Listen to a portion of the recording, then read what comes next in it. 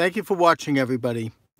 The showdown between President Donald Trump and Speaker Nancy Pelosi over the budget and the government shutdown really does seem to resemble the scene a high noon at the OK Corral, where you have two gunmen standing out there in the middle of the desert alone, each of them ready to draw his pistol. It's high noon, and whoever blinks first is going to go. Only one person is going to walk away from that field. And it's a life and death situation. Except in this case, it is the two leaders of the Speaker in the House, and the sudden death could result in more than simply a death for them. It could be a death for the nation. I don't mean to sound melodramatic here, but this is a very dangerous situation. This is sort of the precursor to possibly a declaration of martial law.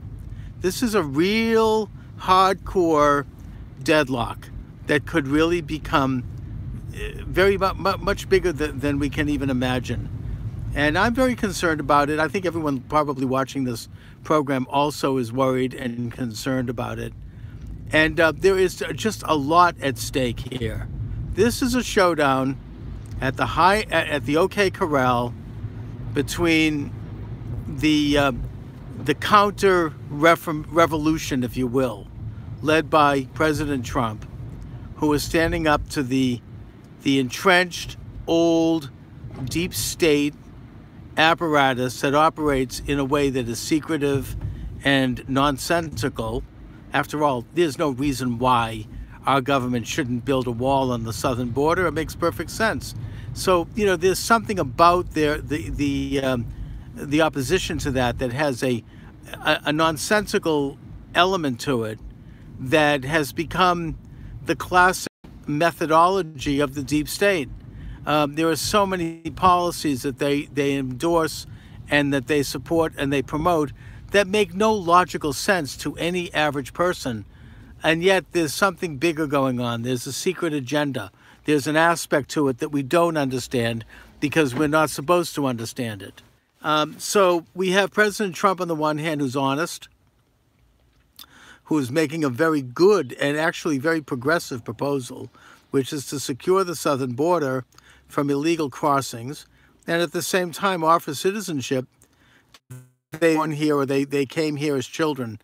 It makes perfect sense that they should get citizenship as long as they don't have a criminal record, and that there's a process in place to grant them citizenship. I know some conservatives may not agree with me on that, but that's my position on it. I think it's understandable that we should have a road to citizenship for the DACA young people. And that this is a perfectly logical and reasonable offer and their irrational position of things.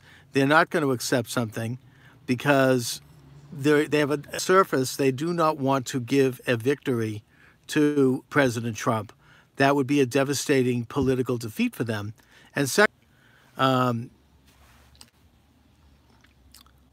all right. Anyway, and so thus, I'm having a few interruptions here. I apologize for that. So thus that I would argue is the secret agenda, is the big state agenda, the deep state agenda.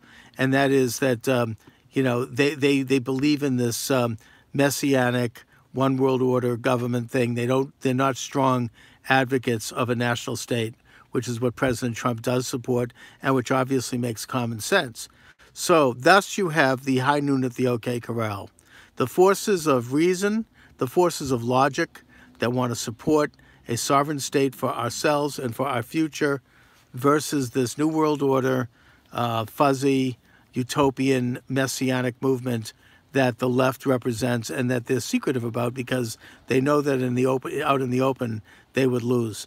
And this is a very scary time because these two forces are coming at loggerheads as I speak here. And we just can hope and pray that President Trump prevails and that we actually do see genuine progress in this country. Anyways, I want to thank you for watching, everybody.